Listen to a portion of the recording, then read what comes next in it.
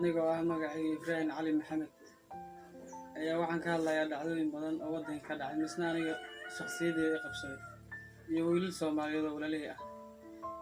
Waxaan ahay muwaadin Soomaaliyeed degan degmada Badhaadhe gaar ahaan Ras Kamboni, anigoo ka imaaday xoolo oo ku sii socda halkii reeraha u degnay ayaa dhacdooyin badan oo hore u dhacay anna cabsi qabay ee ugu dhacday.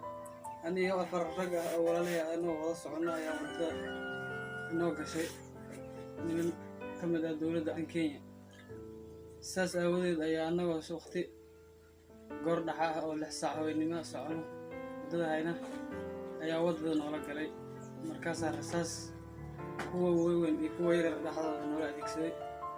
halkii aydeed waxaa ku nafwaysay laba wiil, midna dhaawac ayuu ku baxsaday. aniga nafsadeeda Ilaahay subxaanahu wa tacaala ayaa iga badbaadiyey anigoo dhibaatooyin iyo haraadii oon duurka la sii gelay ayaa markii dambe muslimiin ayaa ka soo qodnaa inoo leeyahay.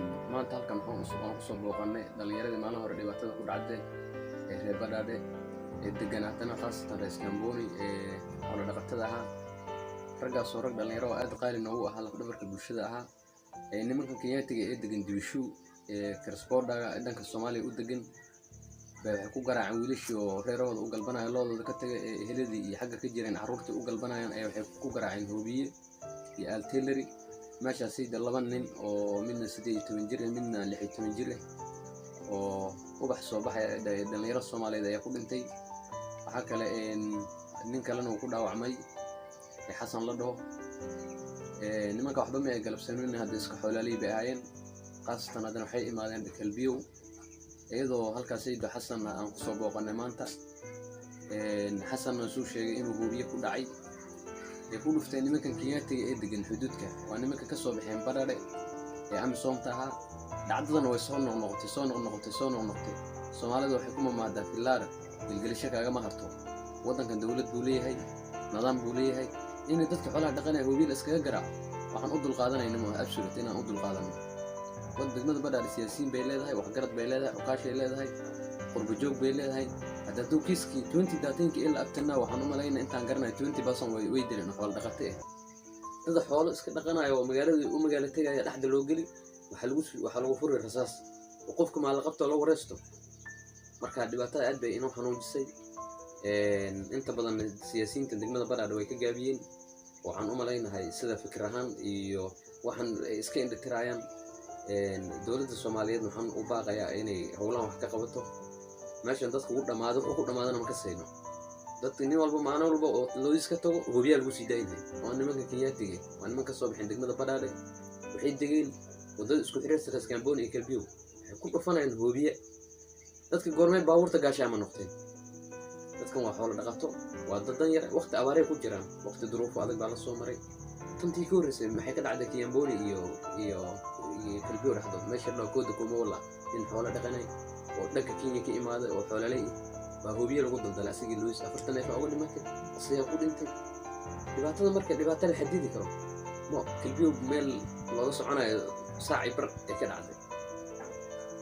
William laba wiil oo yaryar oo mid oo wili 18 jir iyo mid 20 jir oo socdaan magaalada caano u soo wataan baa dhexda loo galay. maba laga hadashay in maxbada lagu furay.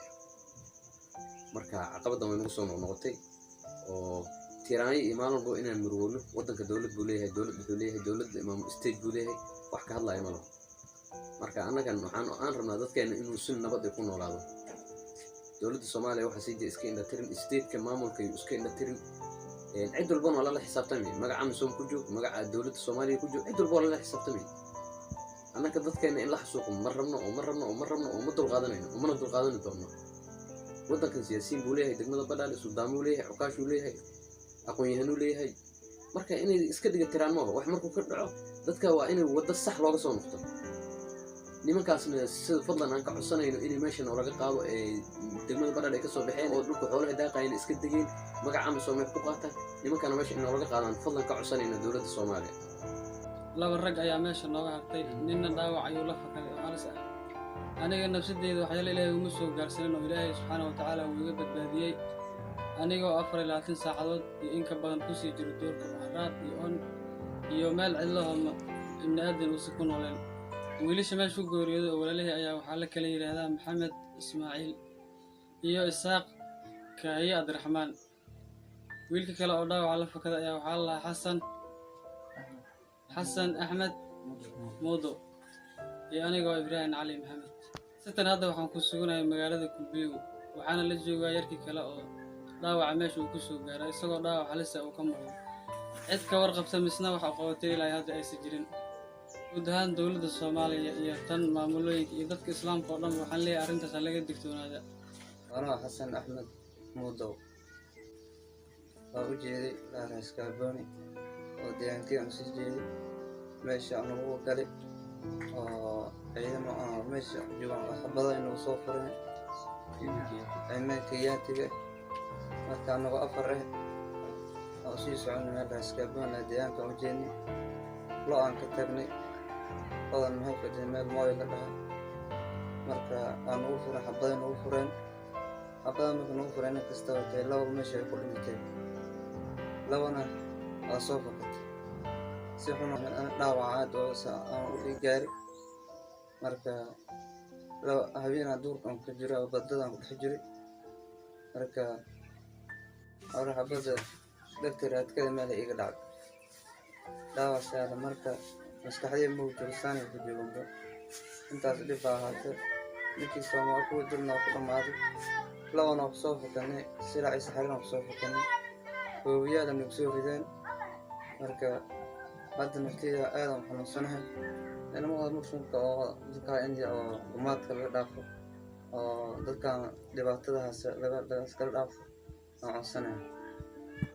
meeshan dadka hadda lagu laaynayo waa dhulka xoolaha daaqayn, waa dhul kayma ah, waa dhul Ilaahay nimca ku hodan u ka beeray cooskii biyihii inta ma ku xaka daray meeshii waxa si degaynba waa niman cadowgaas oo nimanka Kenyaatiga ninkii socdo waxay ku dhufan lahayn hubiye marka meesha xoolaha daaqayn oo marayn dadkii maray hadda dadka nidaam system wali warantay ka imaato in la qabto oo tartiib wax loo wareysto ayaa la rabaa. hadda dadka dii loo wareysan oo meesha wareysiga xabad looga dhigo hadda waa wareer wadankii waxaan u maleynaa waa laga hayaamay marka taana ummadda Soomaaliyeed iyo dowladda Soomaaliyeed iyo muwaadiniinta Soomaaliyeed ay u taala oo shaqeeyay waxba indhaha laga qabsanin anaka indhaha ma qabsanin doono